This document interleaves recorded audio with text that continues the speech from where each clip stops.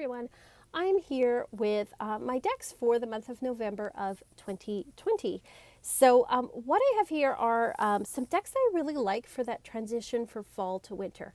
Because where I live, winter can start anywhere from October to December. To me, the beginning of winter is when the snow falls and it stays. And we've had some snow already, and there's not a ton, but it doesn't really seem to be going anywhere. So I've just sort of accepted that maybe that's it. But anyway, I like to have like a nice transition deck for going from fall into winter, going into that dark time of year here in the Northern Hemisphere. And so my deck for November, and one I really enjoy, is the Raven's Prophecy. I love the black and the orange. That makes me very much think of fall. It's got a lot of dark sort of motifs to it. There's a lot of purples, there's a lot of oranges, which again make me think very much of fall. And these, sort of the skull symbols. You've got these roses as well, which is beautiful. Feathers. There's this fall symbolism to it. But I love the colors as well. And it's got a darkness to it, which makes me think of that it's getting darker. It's that dark time of year. So I find this deck to be really perfect for November as we transition from, kind of the Halloween fall period into the Christmas season. At first when I saw this deck online, I wasn't attracted to it. And then I saw it in my local bookstore and it kept calling to me. So I ended up getting it. And I really love working this deck. It's got like such a simplicity to it, a straightforwardness to it. It's got a bit of an edge to it. It's dark, but it's very straightforward. It's very honest, and it's got a very creative voice to it. It very much speaks to creative people, I find. I love all these images of like the hermit's like a lamp in a cave. It's beautiful. But then you've got these dark images, like the Three of Swords with the nails going through the hands, and it's got lots of crows, but then it's got flowers too. It's just, I really, really enjoy working with this deck. So if you are getting a reading from me this month, or if you're on the Patreon, I have daily draws there along with taroscopes, weekly taroscopes. This is one of the decks that I'm going to be using for those readings, which you can check out.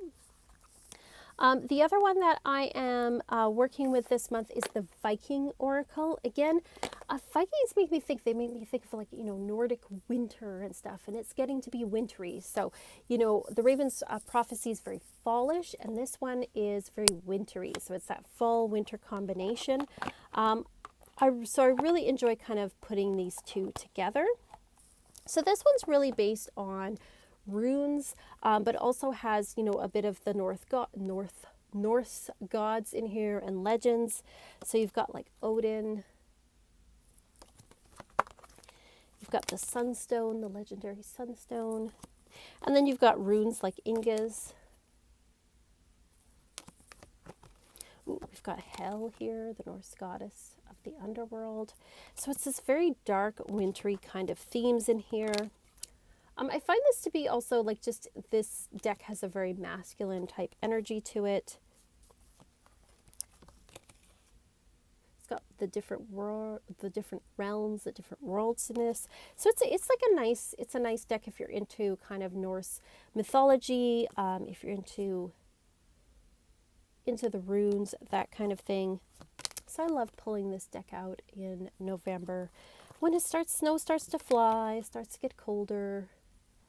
It gets very Nordic out. The halls. It's a beautiful deck. This is Stacey DeMarcos, the artist, wrote the book, and Jimmy Manton is the artist. He also did the Gods and Titans and the Goddesses and Sirens Oracle as well. It's your typical Blue Angel deck, and I quite like working with it, and it pairs well, I find, with the Raven's Prophecy tarot as well. And then I always have like a god and goddess deck. And I mean, this kind of counts as one too, because it does have the Norse gods in it. But for the winter time, like for November, December, I like working with the Mythic Oracle, which is the gods and goddesses of the Greek and Roman pantheon, which, because I'm into astrology, I'm very much into them. So I like to pull them out. I don't know why I like to pull them out at the end of the year. I just do, but I really enjoy this one. So you've got Uranus, the sky god here. You've also got legendary figures like Orpheus. Hermes or Mercury. The artwork here is really, really beautiful. Apollo. Got Gaia here. I like to pull out, a card from like a god or goddess deck when I'm doing readings. I find that it just adds to it and gives you an idea of some of the energies that we're working with. We've got Thanatos, which is death. Poseidon. They're just really, really beautiful cards. The Moray, which is the Fates. And this has the Greek names here, but, for example, like Zeus is Jupiter, Hera is Juno. So whether you work with Roman or Greek, it'll work because Romans tended to borrow the Greek gods and goddesses. Let's see, who else do we have? Oh, we've got Hera. It's just a really beautiful deck.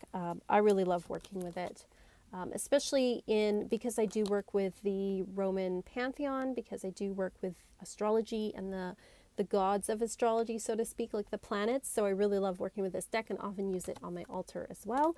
For example, I'm going to be working this month on our Patreon in the Coven. We're working with Pluto or Hades in the Greek mythology, who is the god of the underworld and death.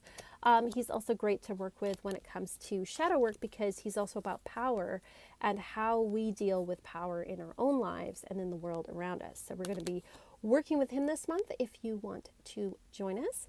And those are the decks that I'm working with. It's not a ton of decks, but I really find these decks to be quite powerful.